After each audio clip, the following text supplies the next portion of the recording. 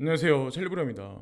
저도 아침에 일어나면 비트코인 시세부터 이제 확인을 하고, 지금 구간은 안 오를 거다라는 거를 알고는 있지만, 업비트 창을 보면은 되게 사람이 우울해져요. 그거는 저뿐만 아니라 여러분들도 아마 똑같을 겁니다. 내일도 마찬가지로 그 행위를 반복을 할 거고, 내일도 똑같이. 그럼 이게 쌓이고 쌓이면 사람이 멘탈을 잃어버립니다. 특히나 내 투자에 관한 확신의 신념이 계속해서 진행되지 않을 가능성이 상당히 농후해요. 그래서 내가 추매를 하지 않는 한 시세창을 지금 현재 봐봐야 오르지 않을 게 뻔한데 일정 구간까지는 득될 게 저는 없다라고 생각하거든요. 그리고 이제 제가 한 가지 이제 말씀드리고 싶은 게 우리는 이제 미디어를 통해서 여러 가지 뉴스를 판별을 해서 흐름을 보잖아요. 근데 우리가 바라보는 시선, 대중이 바라보는 대중 시선, 이거는 이제 표면상에 나와 있는 거 되게 부정적인 게 많거든요. 근데 몇몇 개 뉴스를 보면 이 물밑에서 인프라 확장이 가상자산 시장에 어마어마하게 진행됩니다. 여기에 중심을 맞춰야 될까요? 이 물밑에서 진행되는 인프라 확장에 중심을 맞추고 투자의 중심을 잡아야 될까요? 그래서 뉴스를 보실 때도 진실과 거짓된 면이 있는데 요 표면적인 거, 시세적인 거, 뭐 악재 뉴스 여기보다는 오히려 이 진실의 웹3 생태계 확장에 포커스를 두시면서 그냥 전진하시는 게 저는 더 좋지 않을까라는 생각을 하거든요. 자, 그리고 왜 그러냐면 그 신뢰를 이제 제가 한 가지 이제 말씀드리고 싶은데 바이낸스에서 얼마 전에 이거를 발표를 했어요. 바이낸스 VIP 위주로. 이 VIP에는 고액 자산가들도 있을 거고, 뭐 기관 투자가들도 전 있을 거라고 생각을 하는데, 여기 보면 기관 장애 결제 솔루션인 미러X를 소개합니다라고 여기 써 있죠. 기관 장애 결제 솔루션. 이게 제가 보니까 OTC지 않을까라는 생각을 하거든요. 우리는 업비트 창이나 바이낸스 창을 통해서 기관들이 지금 다 손을 털고 있구나. 이 사람들도 우리랑 똑같구나라고 생각을 할 수가 있지만 어쩌면 시세가 떨어지는 거는 뭐 직관적으로는 맞지만 떨어질 때마다 기관 투자가들은 시세의 상승 없이 장외 거래 시장에서 그냥 계속 현재 추매를 계속 하고 있거나 매집하는 단계가 아닐까라는 생각을 전 이 뉴스를 보고 이제 하게 됐거든요. 개인적인 생각이긴 하지만 지금 그래서 어떤 스탠스를 취할지는 마지막 판단은 개인의 선택이긴 하지만 제가 느꼈을 때는 개인은 포기하고 슬금슬금 녹아내리면서 포기하면서 떠나가는 사람이 많은 거고 기관들은 지금 현재 상승장을 대비하면서 OTC에서 매집하고 있지 않나라는 생각을 합니다. 그리고 어저께 뉴스 중에는 자뱅크에 관해서 나오더라고요. 예, 홍콩 뭐 넘버원 첫 번째 뭐 디지털 뱅크인 뭐 자뱅크가 뭐 가상자산 시장의 라이센스를 받기 위해서 뭐 홍콩 정부에 신청한 뭐 70개 가량 그리고 잠정적으로는 30개 가량 더 남아 있다고 하는데 근 100개 가량 되는 어떤 그런 업체들이 지금 뭐 연결 구도가 디지털 뱅크랑 연결할 거다 뭐 이런 얘기들이 있잖아요. 거기다가 뭐 아직 OKX나 후오비는 아직 뭐 신청 승인이 나지 않았지만 움직임을 봐서는 나쁘지 않다라고 저는 생각을 하는데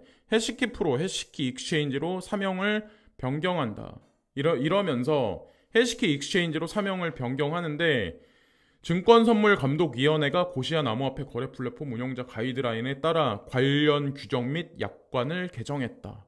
뭔가 변화가 점점 일어나고 있는 현재의 추세지 않을까. 그리고 홍콩에 있는 특정 예, 홍콩 달러랑 연결돼서 서서히 지금 움직이고 있잖아요. 그리고 인도 총리 글로벌 암호화폐 프레임워크 진행할 거야. 지금 현재 세율이 제가 알기로 30%로 알고 있는데 지금 현재 꽤 많은 세금을 매기고 있는 거죠. 누가 투자를 할까요? 근데 글로벌 암호화폐 프레임워크를 따르겠다. 범국가적인 프레임워크가 필요하다. 공조에 따르겠다는 얘기죠.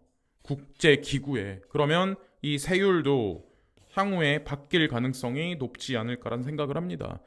이거보다 낮아지면 당연히 거래소 이용 비율도 늘어날 거고, 아시겠지만 인도는 요즘에 CBDC 관련해서 많은 움직임을 보여주고 있는 현재 상황입니다. 자, 저 긍정의 평가를 하고 싶고, 이거는 이제 모네로인데 일명 이제 XMR이라고 하거든요. 이니셜로 모네로인데, 예전에 이제 지켓씨가 막 이렇게 등극하기 전에는 사실 모네로가 강세가 되게 많았었어요. 우리 이제 동양인들은 잘 모르는데 미국이나 캐나다 이쪽에 이제 북미 쪽에서는 사실은 이 모네로라는 익명성 코인을 좀 추종하는 공동 커뮤니티가 되게 있거든요. 사실은 지켓씨보다 더 클 수도 있어요. 북미 쪽에서는 뭐 물론 금융권에서는 지켓씨를 선택을 했지만 JP모건을 필두로 해서 더 많이 사용이 될 거고 앞으로 이제 지켓씨의 뭐 어떤 제로 놀리지가. 근데 보시면 비트메인에서 갑자기 생뚱맞은 걸 이제 발표를 8월 달 말에 이제 발표를 합니다. 이거를 팔겠대요. 이 모네로 채굴기를. 그럼 우린 이런 생각을 할 수가 있어. 익명성 코인 배제한다는데 비트메인이 머리가 돌았나? 이 채굴기를 왜 뺄까?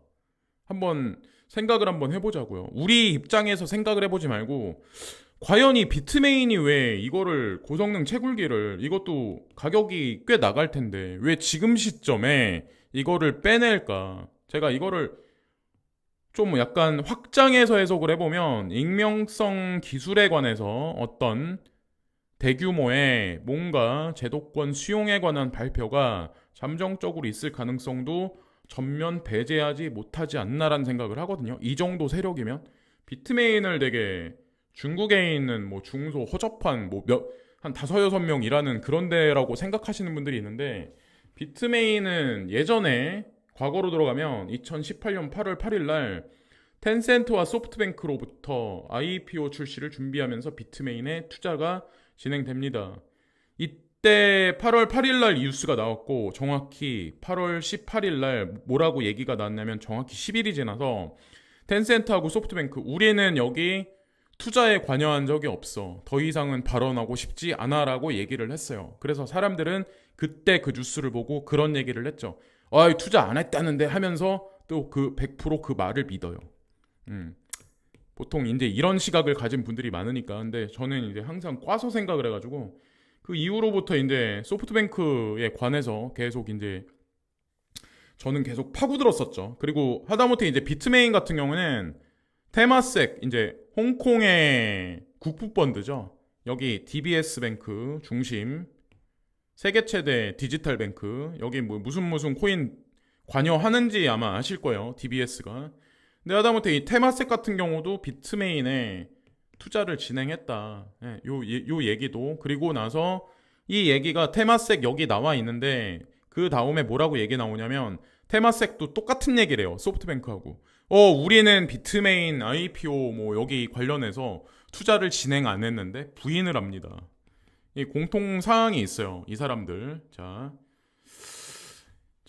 100% 이제 모든 것을 다 믿으면 안 된다고 제가 관련이 있기 때문에 지금의 이제 DBS가 있는 거죠. DBS에서 뭐 여러 가지 이제 가상자산을 거래를 하고 있겠죠. 자, 그리고 되게 아이러니한 건 비트메인하고 이제 비트메인에서 이제 나온 우지아니가 매트릭스 포트나 이제 파생 상품 관련한 여러 가지를 설립을 하는데 그것도 또 본진이 싱가포르입니다.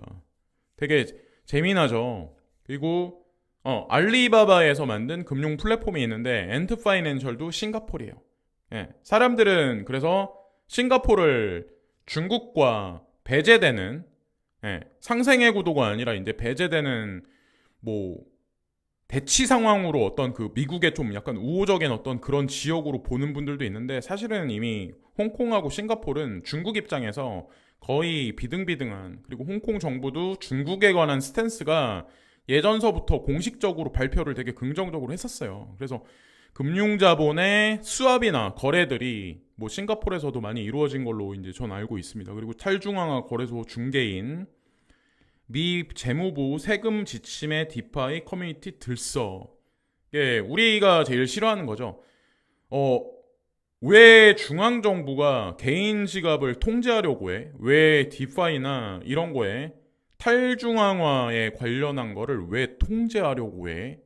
예, 사람들은 이제 그런 얘기, 근데 중앙정부에서 통제할 수 없는 자산은 자산으로 인정하지 않습니다. 그거는 대중의 시선이고, 이 중앙정부들은 세금을 매겨야 되잖아요. 그러니까 당연히 탈중앙화 거래소는 말이 그렇지 사실은 탈중앙화가 아니라는 거죠.